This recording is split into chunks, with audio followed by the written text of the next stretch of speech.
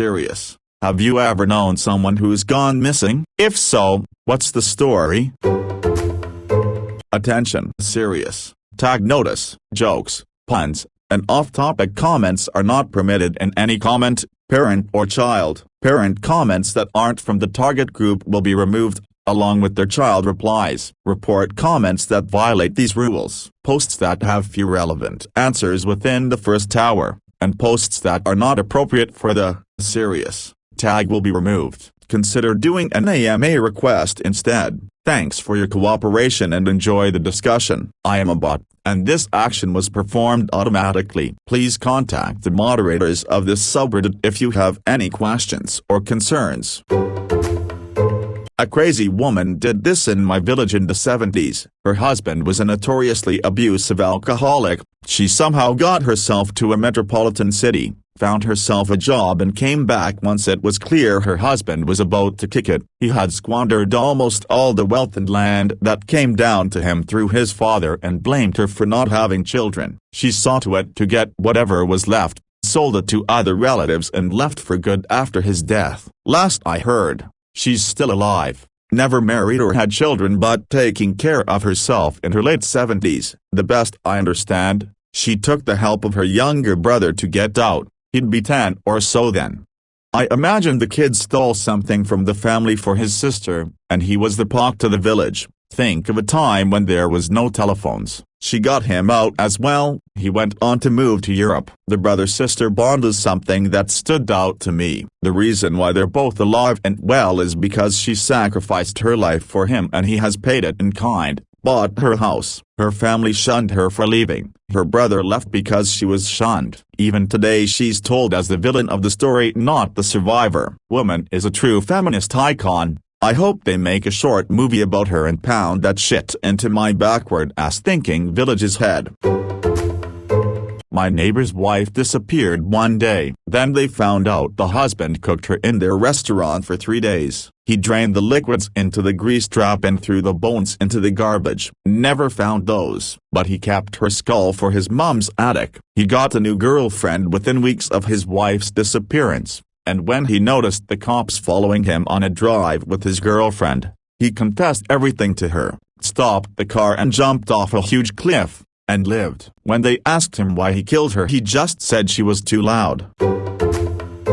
A girl that transferred into our high school around 10th grade just up and disappeared one weekend without any real trace. Many weeks later, it turned out she had left town to meet a guy she met on AOL. See kids, AOL used to. Classic story. He was much older, she was underage. They actually stayed together and the girl's family ended up coming around to accepting it. Really weird. What made it even weirder for me is that I was not friends with this girl, but she lived in my neighborhood. Years later, my mom had become friends with the girl's mom and my mom found out that the girl told her parents for months that she was on the phone or emailing me anytime she was talking to the older man. Her parents eventually realized she and I were never communicating, but since we were the same age, I was unknowingly her cover story for months. To this day, I've still never had an actual conversation with this girl. Really weird finding out that I had been her fake boyfriend all those years prior.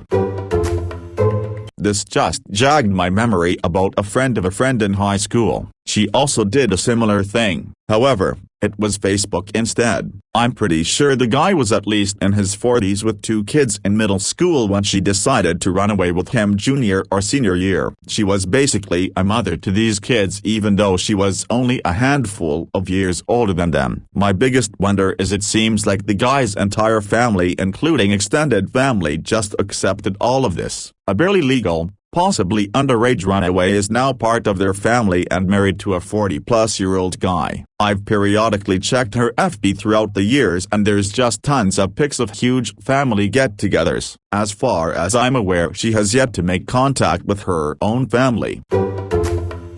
I was in kind of a similar situation a while back. A guy I worked with when I was in college ran off. He had some drug problems and was apparently in between trips to rehab when I knew him. Evidently he left a note or something saying that he was staying at my place for a while. I had worked with this guy for maybe a month or 2 and we'd never said a word to each outside of work. Didn't even have each other's phone numbers. We were friends on Facebook, but that's about it. Somehow the guy's dad managed to get my parents' phone number and called them, freaking out and claiming that I was obviously covering for his son and that I was probably the one giving him drugs. Luckily nothing ever came of it. My parents told him they didn't know what he was talking about and he stopped bothering them, and he never got in contact with me. The son ended up going to rehab and got cleaned up last I heard.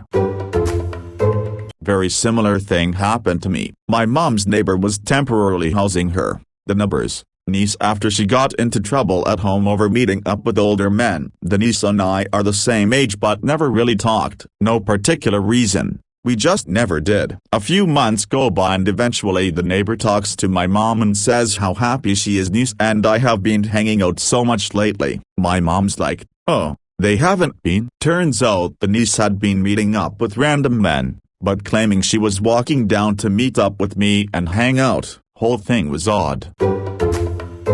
We never had anyone go missing at school, but so many attempts yet no one seemed to care. Our school was in the middle of housing estates with an entrance, exit on two sides, so not much room to get in, out without being trapped if needs be. Pretty much every month there was a report of someone being lured to get into a car, but I guess all the stranger danger awareness paid off. It was just unreal because we all knew about it. It was regular and no one seemed to pay it much attention.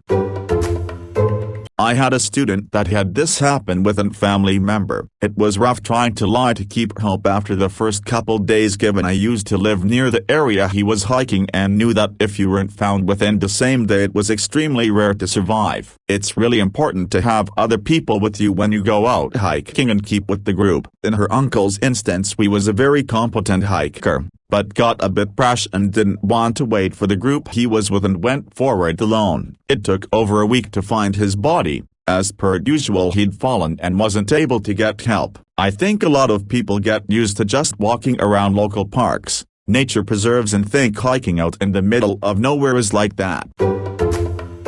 When I was in 3rd grade, a classmate was kidnapped by her dad during a custody dispute. They sat us down to explain it in a way that, looking back, was designed to not scare us. They did not succeed. They did use the word kidnapped, which really only had one image associated: fire an 8-year-old. Her elder brother came back a year or two later, and then she and the rest of the sibs came back when I was in 8th grade, but she was out in the grade below for whatever reason, so we never really caught up. In my kid's brain, the elder brother escaped and then later rescued the younger kinds. But looking back as an adult, I realize I have no idea whether they were mistreated in the slightest.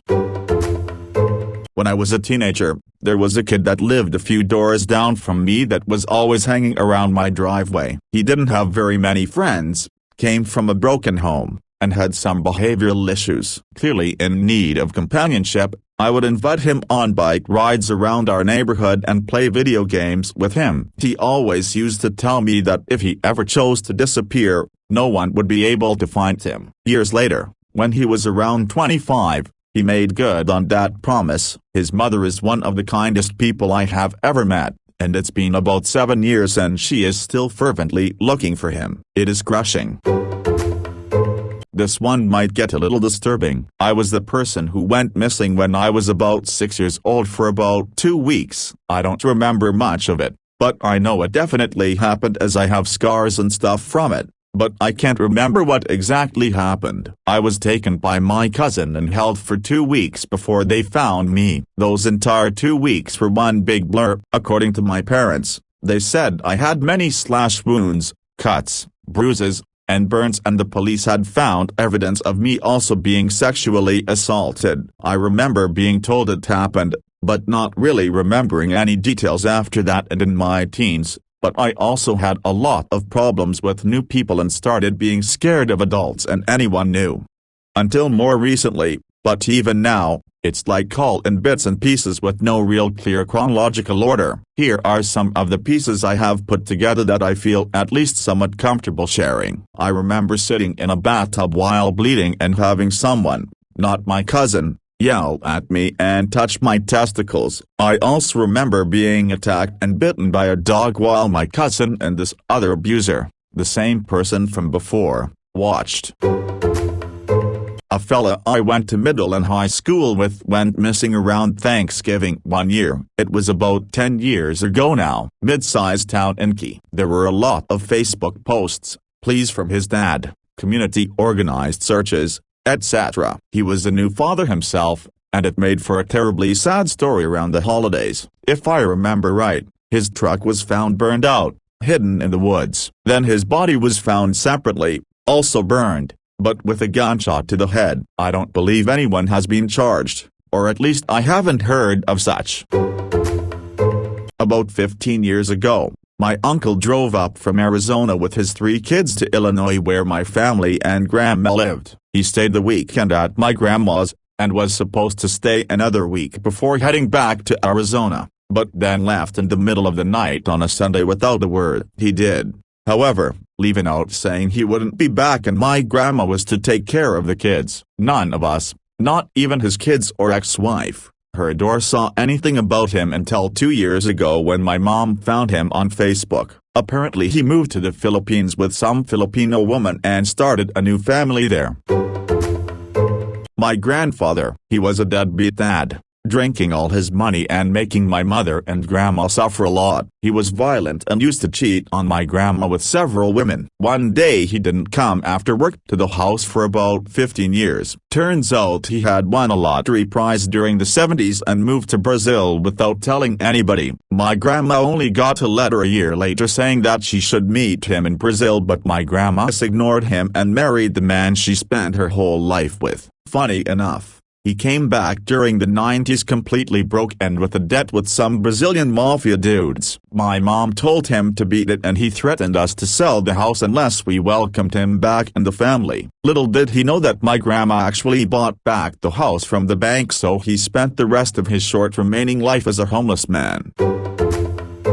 Several years ago, a friend's boyfriend went on a hike in the Cascade Mountains. It was late September, which a time of year where the weather conditions can flip at a moment's notice. His hiking buddy said that one minute they were walking and talking, then all of a sudden he looked behind him and realized he was alone. We organized search parties for weeks but no trace was ever found. The only thing that makes sense is that the guy lost his footing and slid down the mountain, but no one could find evidence of a slide or damaged vegetation. I still wonder if the guy chose to disappear in order to avoid some kind of debt. A couple of years after my grandpa died from cancer, my grandma started dating a guy named Buck and his daughter had gone missing when she was 14. Buck's sister, her friend and his daughter went horseback camping in a rugged area of Utah. When Buck went to his sister's house a week later to pick up his daughter Julia, his sister calmly explained that Julia wasn't there, as halfway through their trip they woke up one morning and Julia wasn't in her tent. Buck's sister and her friends said they looked for Julia but never found her and returned home with the horses. Buck called the police and the investigation uncovered a lesbian relationships between his sister and the friend, but after an extensive search, they didn't find anything. His sister refused to speak to him ever again. Buck spent the next 10 years looking for Julia, hired the best horsemen to cover the terrain, hired pies, bloodhounds, experts in the area who knew the terrain, plains. As technology advanced, he would try anything new to find evidence,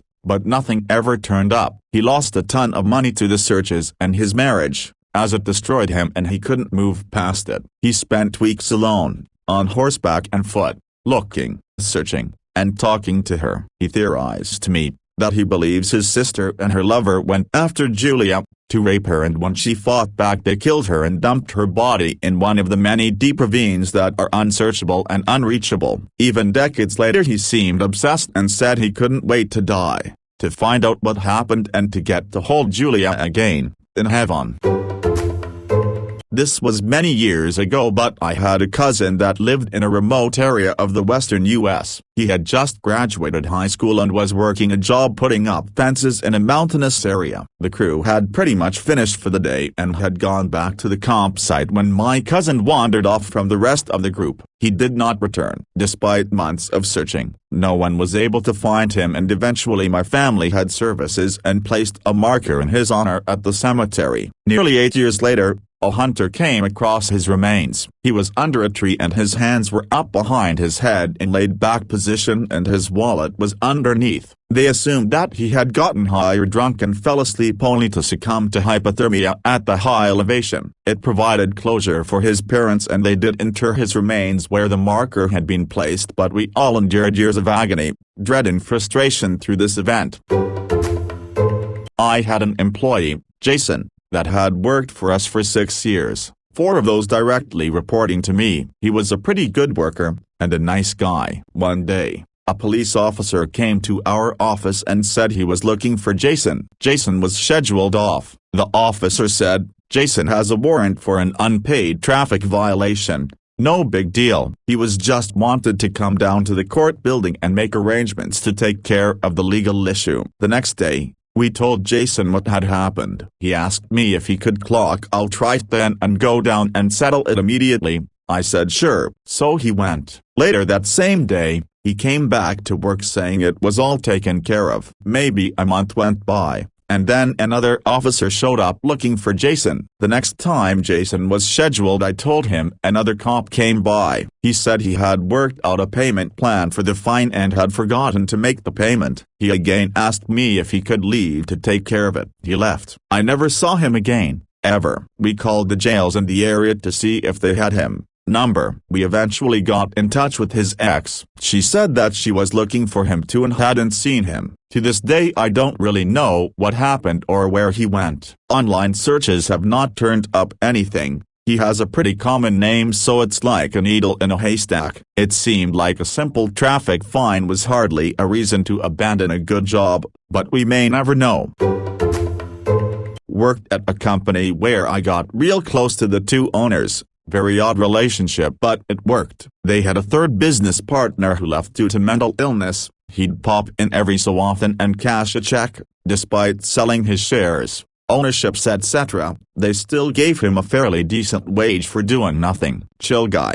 Name was Simon. Long story short, we all went to Amsterdam for a few days to let off steam after a grueling quarter. Had a hangover-esque night out. Woke up to no Simon. Searched high and low, informed the local police after 24 hours and booked a few extra nights in hopes he'd turn up again. Never did. Booked another 2 nights. Still no luck. Left for home and informed his family and opened inquiries with the police back in the UK. 3 weeks after returning, Simon's wife received a voicemail from a private number, muffled along the lines of "in trouble, can't come home, they're on to me." This led to some extreme days of questioning at a local drunk tank, but nothing heard from after a further 6 weeks. Case closed. No new evidence etc. etc. Tried to appeal and got shut down. Dude just left. Clearly didn't die. Creepy voicemail, but hasn't been heard of since. 2 kids as well. Such a shame. Really booked me out for a while. I can't get very detailed, but my friend's teenage son went missing. The son was a sports star, great kid, had scholarships to his college of choice, was in the top 10% of the student body etc. He was gone for a week, and the whole community really rallied to look for him. Unfortunately, it came to light that 2 of his friends were actually sick shits. He had become a star student when they went to high school, but his 2 friends from elementary school didn't. They had gotten increasingly more jealous of his loving parents, stable finances, scholarships, grades and praise, until they decided to kill him. They had planned their friend's murder, carried it out, hidden his body, then helped look for him, all while knowing he was dead. Their Facebook messages to one another revealed the truth after about a week, and it wasn't long until his body was found. My brother's middle school teacher. He just didn't show up to school one day, which was very unusual. The school scrambled to find a substitute for him, because they had no notice. We had a whole school meeting like 2 days later when he was officially missing, where they told us all about it. He left the house that morning as usual, according to his wife later said. He was never seen again. Many search parties were organized, and people looked for months, but they never found him. He is still officially missing today.